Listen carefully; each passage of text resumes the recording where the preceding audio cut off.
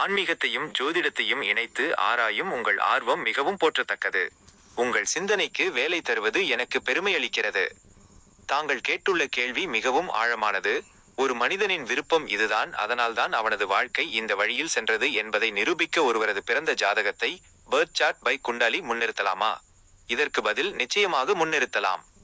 அது மட்டுமல்ல, ஜோதிட தத்துவத்தின்படி ஒரு மனிதனின் வாழ்க்கை அமைவதே அவனது விருப்பம் மற்றும் கர்மாவின் அடிப்படையில்தான். இதனை எவ்வாறு ஜாதக கட்டத்தின் மூலம் நிரூபிக்கலாம் என்பதற்கான விளக்கம் இதோ. 1. மனிதனின் விருப்பத்தை காட்டும் பாவங்கள்.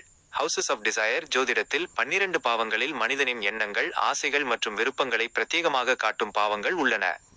முதலாம் பாவம் லக்னம், மனிதனின் ஆளுமை, எண்ண ஓட்டம் மற்றும் சுய விருப்பம். 5ஆம் பாவம் பூர்வ புண்ணியம் மற்றும் புத்தி, மனதின் அடித்தளத்தில் இருக்கும் ஆழ்ந்த விருப்பங்கள், ரசனைகள் மற்றும் பூர்வ ஜென்ம எண்ணங்கள்.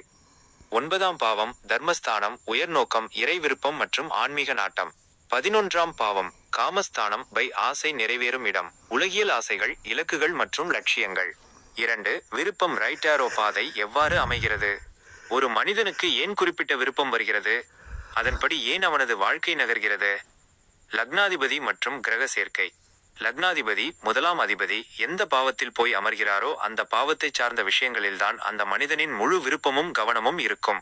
உதாரணத்திற்கு, லக்னாதிபதி 10ஆம் வீட்டில் இருந்தால் அவனது தீவிர விருப்பம் தொழில் மற்றும் புகழாக இருக்கும். அதனாலேயே அவனது வாழ்க்கை தொழில் சார்ந்த பாதையில் செல்லும். லக்னாதிபதி 9 அல்லது 12ஆம் வீட்டில் ஆன்மீக கிரகங்களோடு சேர்ந்திருந்தால் அவனது விருப்பம் தத்துவங்கள் இறை தேடல் என மாறும். ராகு மைனஸ் கேது அச்சுகள். டிசையர் மற்றும் டெஸ்டினி. ராகு இந்த ஜென்மத்தில் அந்த மனிதன் எதன் மீது பேரவா டிசையர் கொள்ள வேண்டும் என்பதை தீர்மானிக்கிறது. ராகு இருக்கும் வீடே மனிதனை அந்த திசையை நோக்கி ஓட வைக்கும் விருப்பத்தை தருகிறது. கேது எந்த விஷயத்தில் மனிதனுக்கு சலிப்பும் பற்றின்மையும் டிட்டாச்மெண்ட் வருகிறதோ அதை குறிக்கிறது. 3. ஜாதகத்தை வைத்து எவ்வாறு நிரூபிப்பது? ஒரு குறிப்பிட்ட மனிதனின் ஜாதகத்தை எடுத்துக்கொண்டு எண்ணம் பை விருப்பம் உருவாகும் இடம் 1, 5, 11ஆம் பாவங்கள் மற்றும் சந்திரனின் நிலையை பார்க்க வேண்டும். மனமே விருப்பத்தின் பிறப்பிடம். செயல்படும் முறை லக்னாதிபதி மற்றும் செவ்வாயின் நிலை. வாழ்க்கையின் பாதை தசாபுக்திகள், தாஷா சிஸ்டம் மனிதனை அந்தந்த விருப்பங்களை நோக்கி எவ்வாறு நகர்த்தியது என்பதை வரிசையாக காட்டும்.